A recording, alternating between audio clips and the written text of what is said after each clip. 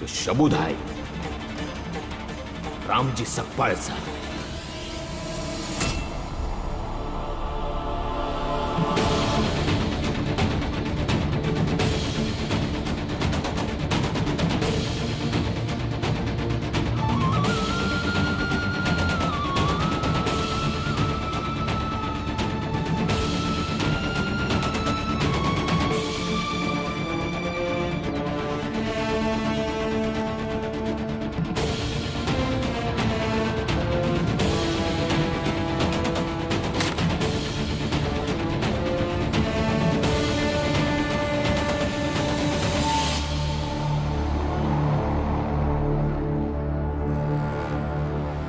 काय होणार शेठजी?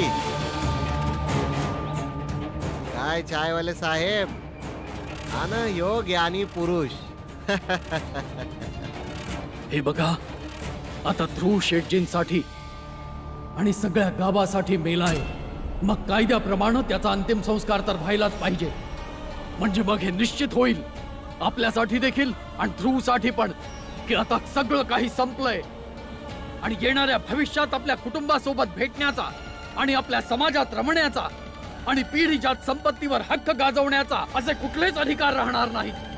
आणि राहिला प्रश्न तो शेठजींच्या संपत्तीचा, तर जोवर शेठजी जिवंत आहेत तोवर त्यांच्या अधिकारात राहील आणि ते परलोकी गेल्यावर मंदिराच्या अधिकारात येईल.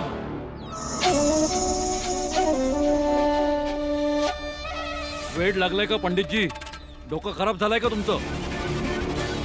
मानूयात की माझा मुलगा माझ्यासाठी मेलाय, पण सध्या जिवंत आहे ना तो. त्याच्या श्राद्धाचं याच्यासाठी बोललो होतो की त्याला भीती वाटावी आणि स्वतःच्या शुद्धीकरणाला तयार व्हावं. याचा अर्थ हा नाही आहे की खरंच मी त्याचा अंतिम संस्कार करून टाकू. अहो शेठजी, चांगली संधी आहे सिद्ध करायची की परंपरापेक्षा दुसरं महत्वाचं काहीच नसतंय आणि समाजाच्या नियमापेक्षा ताकदवर दुसरी कुठलीच भावना नसती. आडकाठी घेऊ नका शेठजी, जा आणि तुमच्या मुलाच्या अंतिम संस्काराची तयारी सुरू करा. शेठजी, यो परेश बरोबर बोलतो. या तुमचं पोरग तुमच्याच धर्माचं नाही तर समजा गावाच्या धर्माचा नाश करायला निघाले. अहो असल्या पोराकडनं कसली आशा ठेवताय तुम्ही? ओय सेठजी, जर अजून पण तुम्ही आपल्या पोराशी मोह ठेवला तर तुम्हाला परलोकात जागा नाही मिळणार. कारण का तुमच्या पोरानं त्या माणसाचा हात पकडलाय जे नरकात जाणार आहे. अहो अशा पोराची काय वाट बघायची?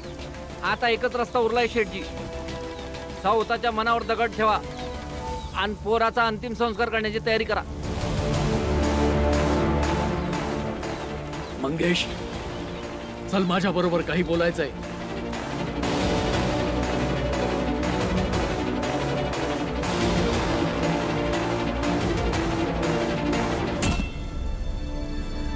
शेठजी, आता सुद्धा येळ आहे, समजून जा. समाजाचा जो हिस्सा भीड बनून आपल्या सोबत राहतो त्यानं कधीच कुणाचं भलं नाही केलंय आणि गरज लागल्यावर कधी कुणासोबत उभा बी नाही राहिलाय. या गर्दीमुळे रामजी सकपाळचा परिवार आज तिथे एकटाच आहे आणि इथं तुम्ही एकटे आहात. मला तर तुम्हा दोघांची हालत एकसारखीच वाटती. या समाजानं रामजी सकपाळला धर्माच्या नावाखाली त्रास दिला होता आणि आता ह्योच समाज तुमच्या आणि तुमच्या मुलाच्या मध्ये धर्माची भीत उभी करायला लागलाय. हो, काही बोलू नकोस, चल निघित ना, एकटं सोड मला.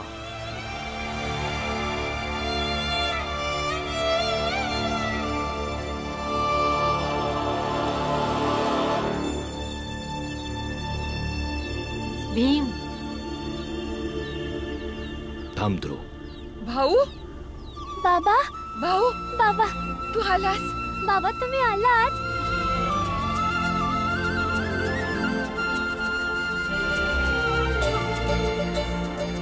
कशी आहेस मीरा? आहो,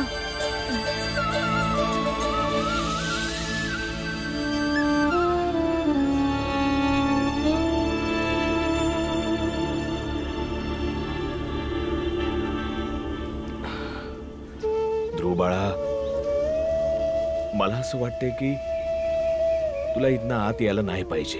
काका, मी घराच्या बाहेर रात्रभर भटकत असतो तेव्हा मला खूप भीती वाटते.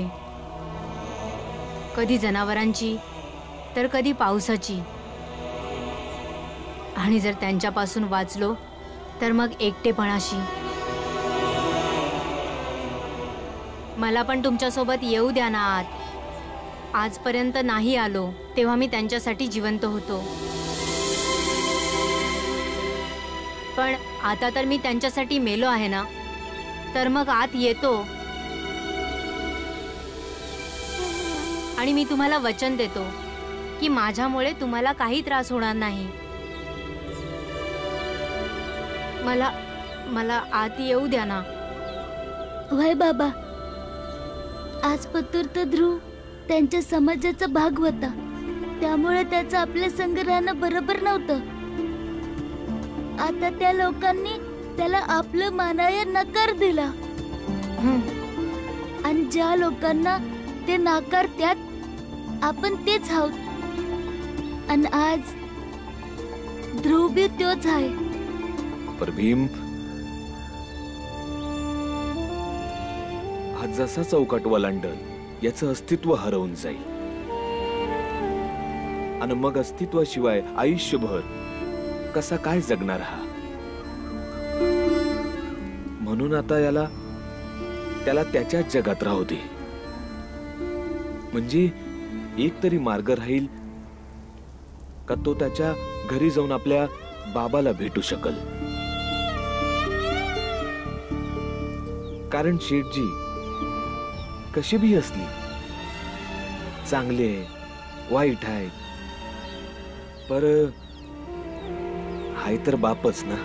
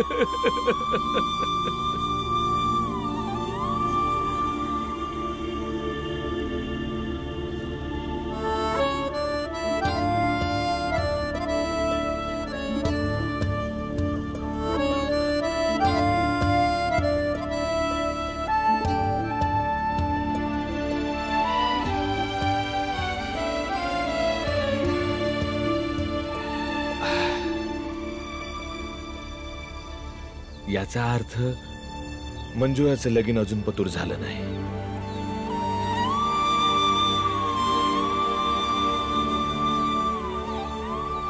तुमच्या तिन्ही पोरांनी मिळून लग्न मोडलं.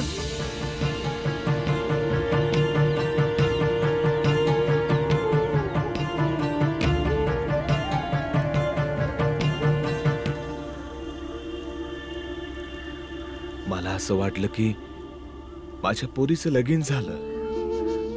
इतक्या दिवसापासून मी काळजीत होतो, विचारात होतो की भीमाचं काय झालं असेल. हे माहित होतं की भीम घरी परत आला, पण या गोष्टीला घेऊन जरा काळजीच वाटत होती. का तुझा न भीमाचं नातं कसं असेल? असं नाही बाबा, का आई रागवली नाही, ती रागवली. आणि आज जी खोली आहे ना, तिथं लय दिस बंद ठेवलं. आणि मग मी बाहेर आलो आणि आता समजा ठीक आहे. वय ना आई?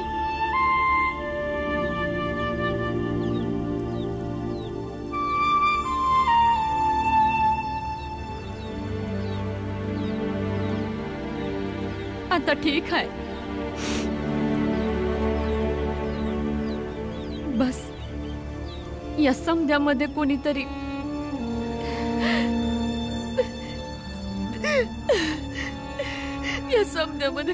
अफवा पसरवलेली की पोरीचं लगीन न झाल्यामुळे तुम्ही जीव दिला.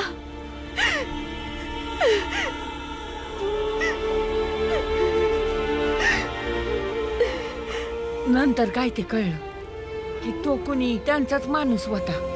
ज्याला कुणीतरी मारून तिकडं टाकून दिलं आणि गावात अशी बातमी पसरवली की रामजीनं तिकडं आपला जीव दिला. पण बाबा, आम्ही त्या पडक्या घराकडे पळत गेलो. आम्ही नाही घाबरलो होतो.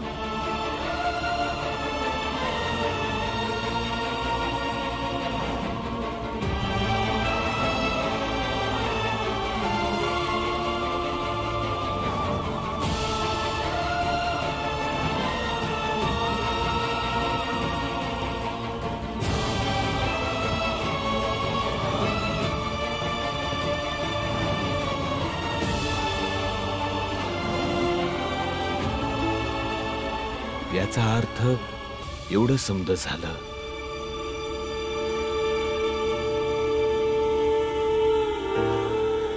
पिंबाळा, तू एका धाडसी बापाचा धाडसी पोरगा आहेस. असं का म्हणून रडतोयस? मला एवढ्या सहजासहजी थोडीच काही होणार आहे.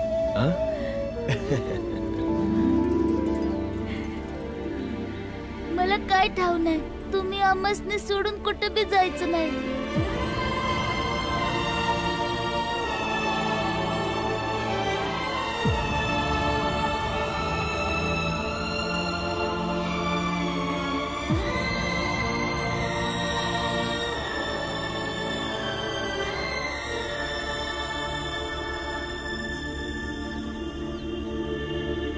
नाही, मी तुला सोडून कधीच जाणार नाही.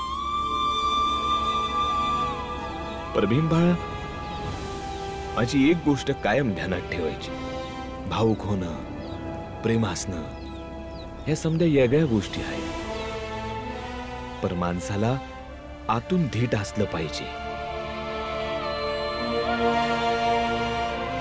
कारण की आयुष्याचा प्रवास एकट्याचा असतो, फक्त एकट्याचा. भाऊ अजून लय लहान आहे तो हे समजायला. समजावलं तवाच तर मोठा होईल ना.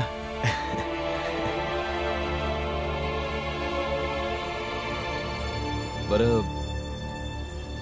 मी जरा भास्करला भेटून येतो. या घरचा मुख्य असल्याच्या कारणानं भास्करला भेटणं गरजेचं आहे. कारण या दरम्यान जे काय बी झालं ते चांगलं नाही झालं.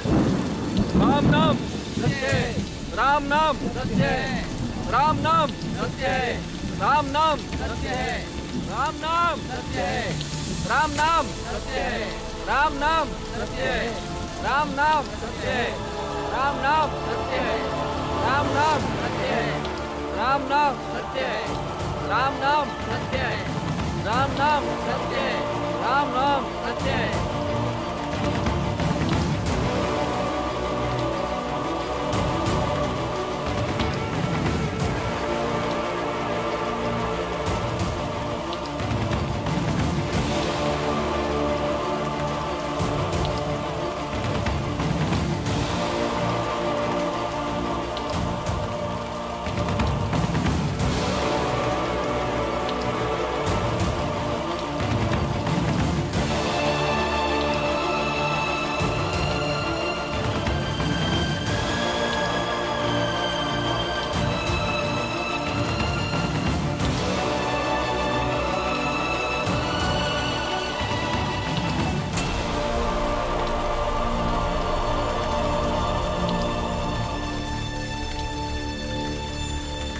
इथेच ठेवा.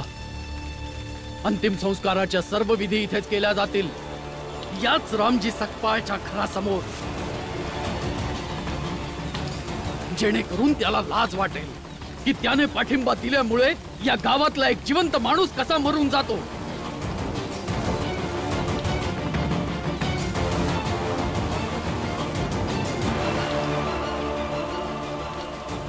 भीमा, अहो थांबवा त्याला. जाऊ दे. भीम जो प्रयत्न करतोय त्याला करू दे. कारण तोच एक आहे जो यांना थांबवू शकतो. असं नग करू. मित्र हाय तो माझा. हे समज त्याच्या समोर कसं वाटन त्याला. ध्रुवला तुमचं नका समजू. मेलेलं तर समजलंच हात ना. मग हे समज करण्याची काय गरज.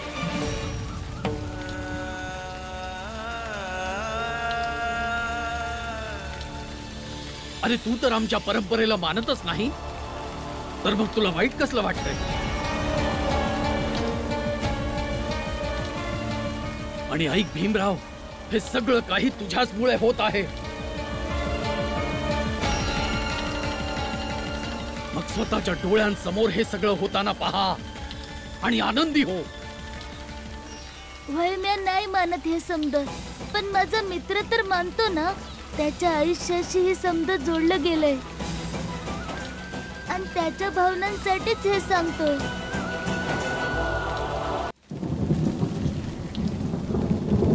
भीम, यांना जे करायचे ते करू दे. तू चल. ऐक माझा ध्रुव,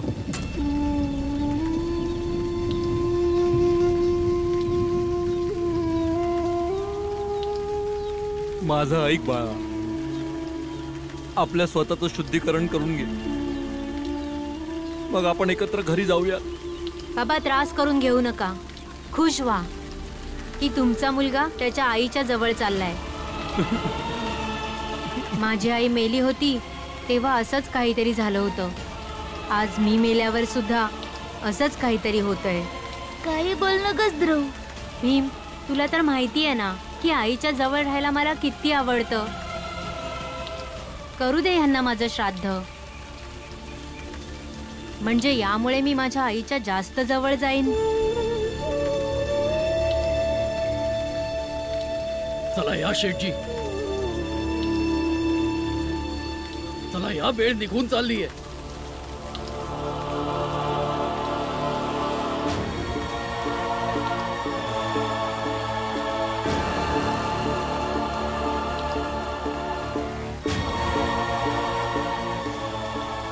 चल इथून ध्रुव.